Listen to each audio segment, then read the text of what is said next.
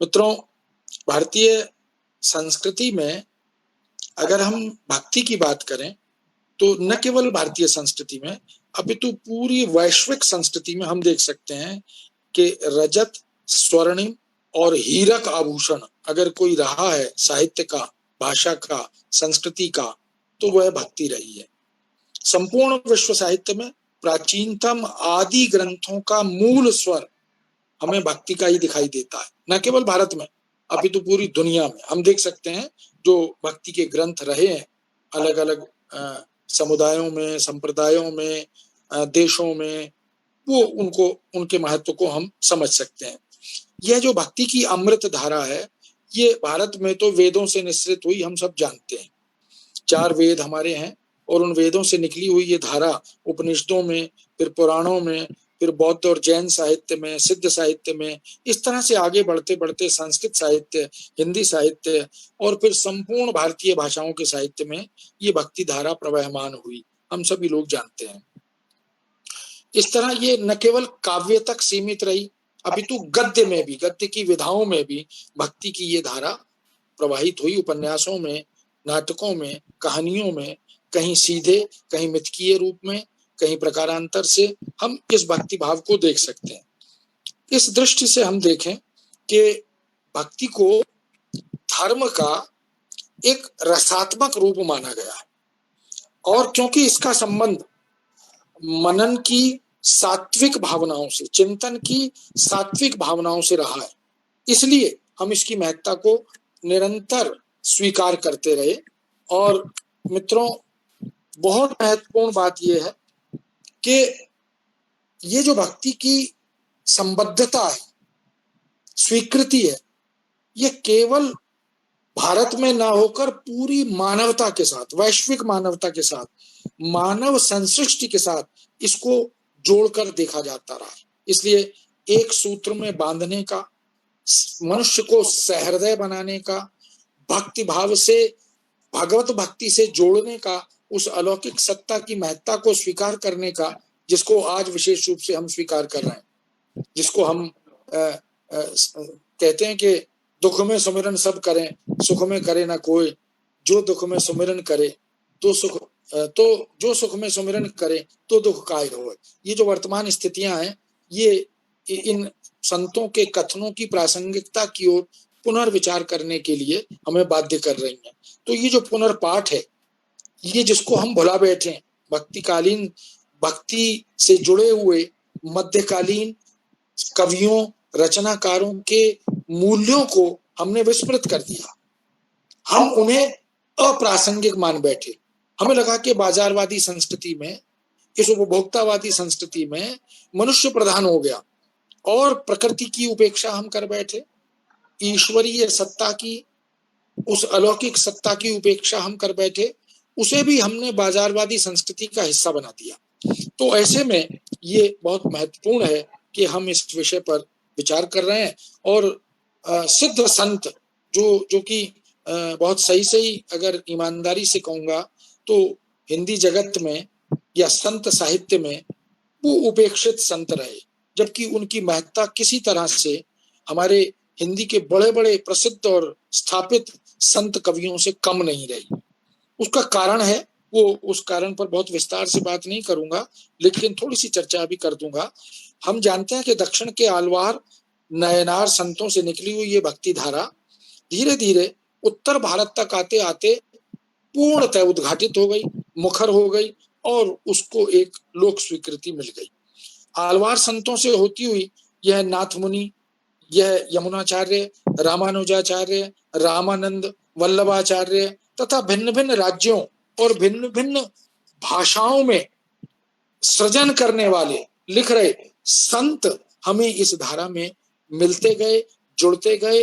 उनमें गुरु जम्बो जी का भी बहुत ही पुण्य स्मरण आज हम कर रहे हैं और ये हम सब के लिए सौभाग्य की बात है कि इस कोरोना काल में ये जो स्थितियां बनी है, हम अंतर्राष्ट्रीय स्तर पर चर्चा परिचर्चा कर रहे हैं। डॉक्टर सुधांशु शुक्ला विदेश में बैठकर इस पर बात कर रहे हैं, आदरणीय केशीलाल वर्मा जी कहाँ बैठकर इस पर बात कर रहे हैं, तो हम दूर दराज से चर्चा कर रहे हैं। आज जरूरत या आवश्यकता इस बात की है कि पूरे भारत में जन्मे ऐसे अनेक संत जो मानवता को समर्पित रहे, जिन्होंने संतों के मूल्यों की को उद्घाटित करते हुए उसकी महत्ता को रेखांकित किया। ऐसी संत वाणी का, ऐसी वाणी के संग्रह का अगर फिर से उद्घाटन हम करना चाहते हैं, पुनर्पाठ और पुनर्विचार करना चाहते हैं, तो कोई एक भारत में कोई एक संत साहित्य अकादमी बननी चाहिए जो सब भाषाओं के भारतीय संतों के साहित्य का संग्रह और संचय करे, उन पर शोध आदि कराए। ये एक बहुत महत्वपूर्ण उपलब्धि होगी, क्योंकि जिस बाजारवादी और उपभोक्तावादी संस्कृति से हम आज त्रस्त हैं, उसे नई पीढ़ी को ये मल्टीनेशनल कंपनियों के आकर्षण में विमुग्ध हमारे युवा बच्चों को इस मोबाइल के माध्यम से कर लो दुनिया मुट्ठी में के भ्रम पाले हुए हमारे विद्यार्थियों और शोधार्थियों को यदि मूल्यों से अवगत कराना है, परिचित कराना है, भारतीय संस्कृति का बोध कराना है, तो इन भारतीय संतों के साहित्य का संग्रह संचय किसी एक स्थान पर, किसी एक संस्थान में होना चाहिए और वहां पर शोध आदि के रास्ते खुलने चाहिए। तो एक राष्ट्रीय संत साहित्य अकादमी बने, संत साहित्य में उच्च अध्ययन का एक विश्वविद्यालय बने। इस दृष्टि से और साहित्य, हिंदी साहित्य के या संत साहित्य के इतिहास अलग से लिखे जाएं, जिसमें सभी भाषाओं के संतों का जो प्रदेय है, जो अवदान है, उसका संग्रह और उसका मूल्यांकन हो।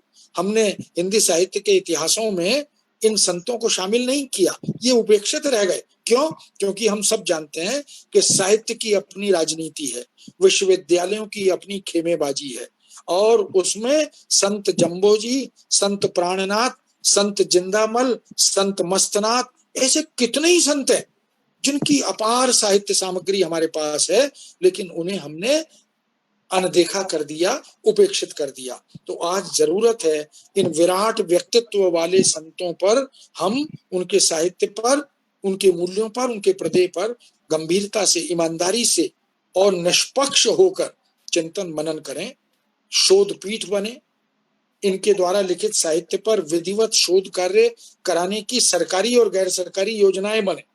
ये बहुत आवश्यक है।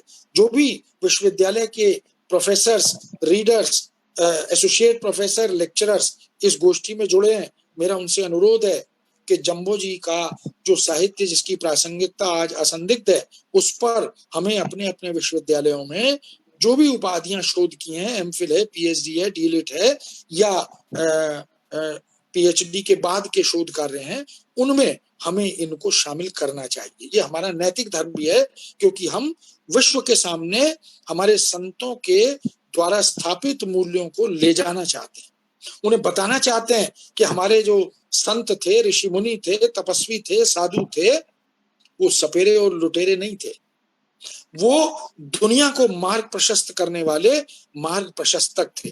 तो ये एक विशेष रूप से जिम्मेदारी हम सबकी बनती है।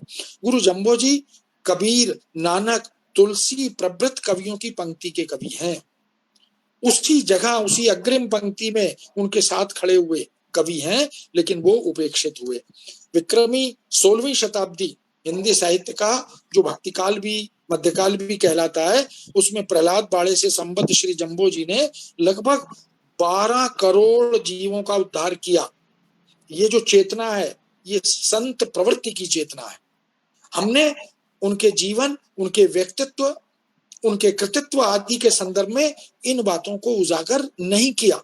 आज हम जिसको जैन साहित्य के माध्यम से पढ़ते हैं, अहिंसा के रूप में जिसको हम जानते हैं, उन सब के परिप्रेक्ष्य में देश विदेश की असंख्य यात्राएं जम्बो जी ने की, क्योंकि जो जीवनानुभव है वो केवल भारत के नहीं है, वो दुनिया के जीवनानुभव है। उन जीवनानुभवों पर आधारित ये पूरा साहित्य उनका है। उस संदर्भ में ये उनकी प्रामाणिकता का द्योतक है, उसका मूल्यांकन हमें करना चाहिए। जातिगत भेदभावों को मिटाने का, सद्भाव और सदप्रयास, समभाव पैदा करने का वह आजीवन प्रयत्न करते रहे। भक्ति आंदोलन की धारा को गति और दिशा देने में उनकी भूमिका बहुत रचनात्मक रही। बिश्नोई पंथ की स्थापना करके उन्होंने एक अलग तरह का दर्शन और आध्यात्मिक चेतना समाज को दी। अपने सिद्धांतों से, अपनी वाणी से असंख्य मनुष्यों को प्रेरित किया और जम्बाणी साहित्य, जो कि गुरु जम्बो जी के नाम से ही जाना जाता है, उसका एक अलग स्वरूप हमारे सामने प्रस्तुत कर दिया। पूरे भक्ति साहित्य की आत्मा अगर देखनी है तो जम्बो जी के साहित्य में देख सकते हैं। यानी ये जितने संत हमारे पास हैं, कबीर आदि, दादू, सुंदर, सहजोबाई या अन्य जो बड़े कवि जो गुजरात में, महाराष्ट्र में, राजस्थान में, हरियाणा में, जहां जहां भी हुए, मूलतः जैसे हम कहते हैं कि मनुष्य किसी भी यूरोप का हो, एशिया का हो या कहीं और जगह का हो, भारत का हो, श्वास सबकी एक है। उसका शरीर की संरचना, हाथ भी ईश्वर ने दिए, पैर भी दिए, सर भी दिया, आंखें भी दी, नाक भी दिए, होंठ भी दिए, दांत भी दिए। इसका मतलब ये समभाव, ये एक रूपता विद्यमान है। उस पूरे संत साहित्य में हम भारतीय संस्कृति और उसकी आत्मा को देख सकते हैं। इसीलिए जो बात अभी कही गई थी, हमें तुलनात्मक दृष्टि से ये देखना होगा कि पूरे देश की आत्मा इस संत साहित्य में विद्यमान है और उसका मूल्यांकन, अवलोकन करते हुए, अध्ययन करते हुए संसार को उससे जोड़ना चाहिए। ईश्वर को संत जम्बो जी ने बुद्धि और मन से ग्रहण करने की प्रेरणा दी। देखिए, ये बात बिल्कुल अलग तरह की बात है। बुद्धि और मन से एक साथ हमें ईश्वर को समझना चाहिए, आत्मसात करना चाहिए। चेतो चित्त जान सारंग पाणी, नादे वेदे निज रहनो। वे संसार को जगाते हैं। वो कहते हैं चेतो, यही समय है, जाग जाओ, यही अवसर है। मानव मन को संतोष धारण करने की शिक्षा देते हैं। ये जो आजकल असंतोष है, घबराहट है, बेचैनी है, डर है, ये क्यों है? क्योंकि हमने ईश्वरीय सत्ता से अपने को विमुख कर लिया। तो वो बताते हैं, गोधन, गजधन, बाज धन और रतन धन खान, जो आवे संतोष धन, सब धन धूरी समान। अब ये जो चेतना है, ये जो जागृति है, ये संतों की देन है। जम्बो जी भक्ति प्रवाह में सगुण निर्गुण का भेद नहीं करते। वो कहते हैं कि भेद नहीं करना चाहिए। हालांकि मध्यकालीन भक्ति साहित्य में हम सगुण और निर्गुण का जो द्वंद्व है, जो संघर्ष है, वो देख सकते हैं। चाहे वो सगुण भक्ति धारा के और निर्गुण भक्ति धारा के कवियों में देखें या कृष्ण भक्ति धारा के वह जो उद्धव और गोपी संवाद के माध्यम से जिस परिपाटी को स्थापित किया गया। तो जम्बो जी क्या कहते हैं, शरीर के अनेक अंग मिलकर जैसे एक शरीर बनता है, ऐसे सृष्टि के अनेक अंग मिलकर एक ईश्वर बनता है। गुरु जम्बो जी ने क्षमा और दया की शिक्षा दी। ये भक्ति का एक प्रमुख लक्षण है।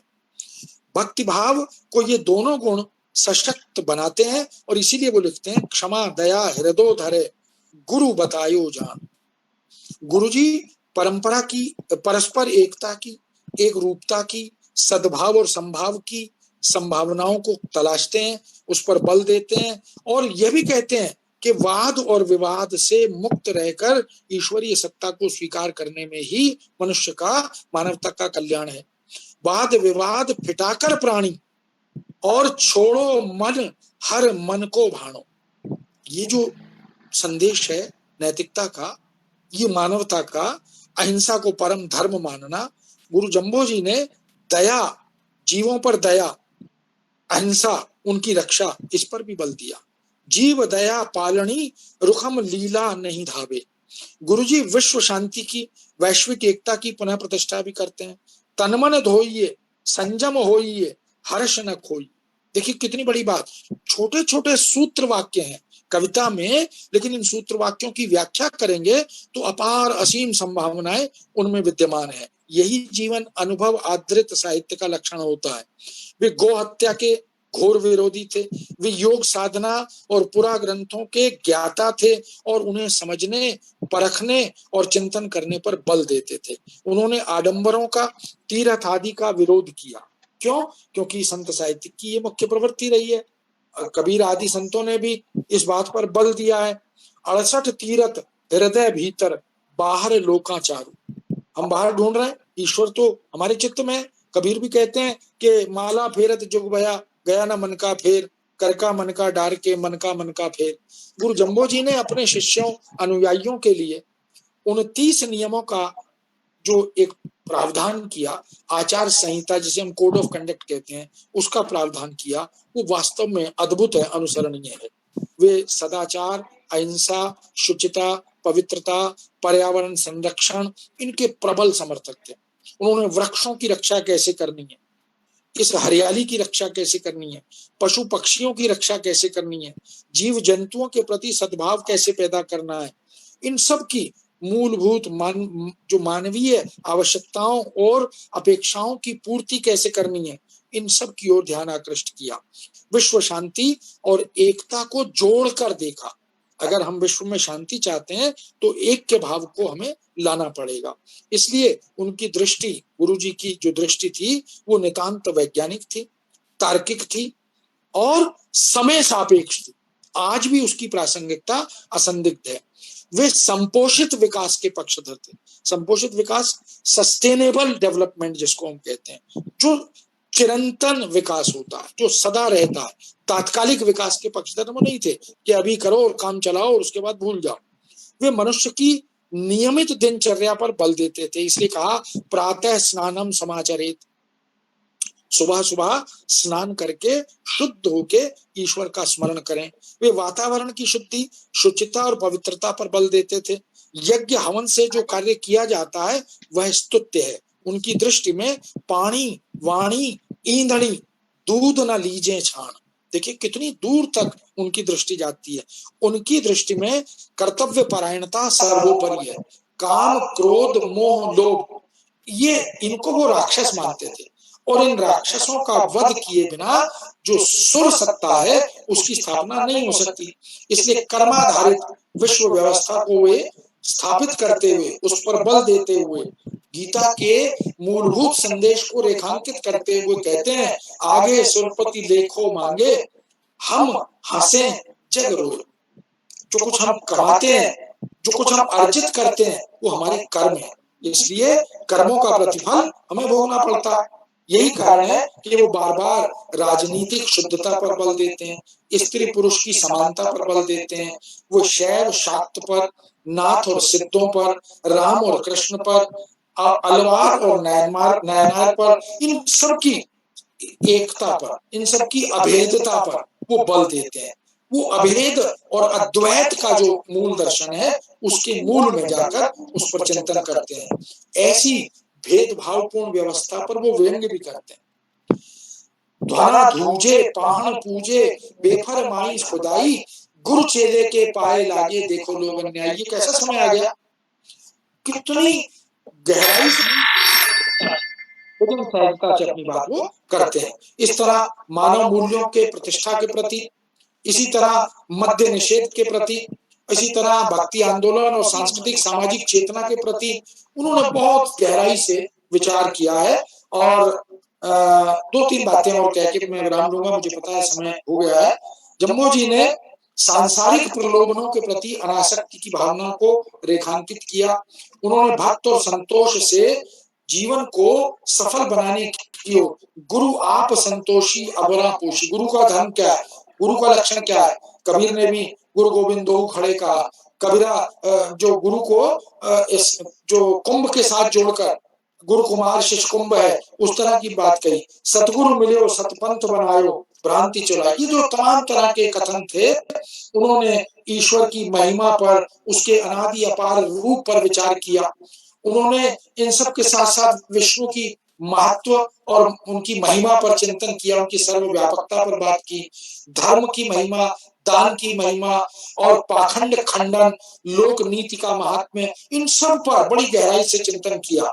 इस सब को देखते हुए, अब क्योंकि समय नहीं है, मैं वो जो उनके 29 नियमों का मूल पाठ है, 30 दिन सूतक 5 ऋतुबंती न्यारो, सेरा करो स्नान शील संतोष शुचि प्यारो, द्विकाल संध्या करो सांझ आरती गुण गावो, होम हित चित प्रीत सुन होय, बास बैकुंठे पावो, पानी बाणी ईंधनी, दूध न लीजे छाण, क्षमा दया हृदय धरो, गुरु बतायो जान, चोरी निंदा झट बरजियो, बाद न करनो कोय, अमावस्या व्रत राखणो, भजन विष्णु बतायो जोय, जीव दया पालनी रूखम लीला नहीं धावे, अजर जरे जीवत मरे वे बास स्वर्ग ही पावे, करे रसोई हाथ सो आन सु पला न लावे, अमर रखावे ठाट बैल बधिया न करावे, अमल तमाकू भांग मध्य सु दूर ही भागे, मांस न दूर ही त्यागे, लीन न लावे अंग देखते दूर ही भागे। ये जो 29 नियम है, ये कोड ऑफ कंडक्ट है, ये आचार संहिता है। अगर पूरी मानव सृष्टि से आत्मसात कर ले, अपना ले, तो इस सृष्टि का कल्याण निश्चित है। इसके सारे दुख, इसकी सारी चिंताएं स्वतः नष्ट हो जाएंगी। तो इस तरह मित्रों, गुरु जम्बू जी एक विराट व्यक्तित्व है। उनके साहित्य को हम जितना अध्ययन करें, मनन चिंतन करें, वो एक दुर्लभ, एक ईश्वरीय उपलब्धि है। हमें उसकी तरफ उन्मुख होना चाहिए। और अंत में ये बात कह के मैं विराम लूंगा कि वैश्विक एकता को भारतीय दर्शन के संदर्भ में अगर किसी ने व्याख्यायित किया है, प्रतिष्ठित किया है, क्योंकि हम जानते हैं कि हमारा मूलभूत दर्शन वसुधैव कुटुंबकम का है। ये जो वैश्वीकरण और भूमंडलीकरण है, ये अर्थ केंद्रित दर्शन है, और हमारा मानव केंद्रित दर्शन रहा है, मानवता केंद्रित। तो गुरु जम्बो जी ने उसी मानवता केंद्रित दर्शन को स्थापित किया और समाज और संस्कृति का चिंतन करते हुए सार्वभौमिक संदेश देने का कार्य किया। उनकी आध्यात्मिक चेतना, उनकी भक्ति भावना, उनका प्रकृति और पर्यावरण प्रेम, उनकी योग साधना के प्रति समर्पण, अहिंसा, लोक कल्याण की भावना, कर्मवाद की प्रतिष्ठा, नीति कथनों के जीवनानुभवों और आत्मशुद्धि के महात्म्य पर बल देते हुए जो कुछ साहित्य उन्होंने हमें दिया, हम उसके प्रति कृतज्ञ हैं, उपकृत हैं, और निश्चित रूप से इस साहित्य का अनुसरण हम सब की नैतिक जिम्मेदारी भी बनती है।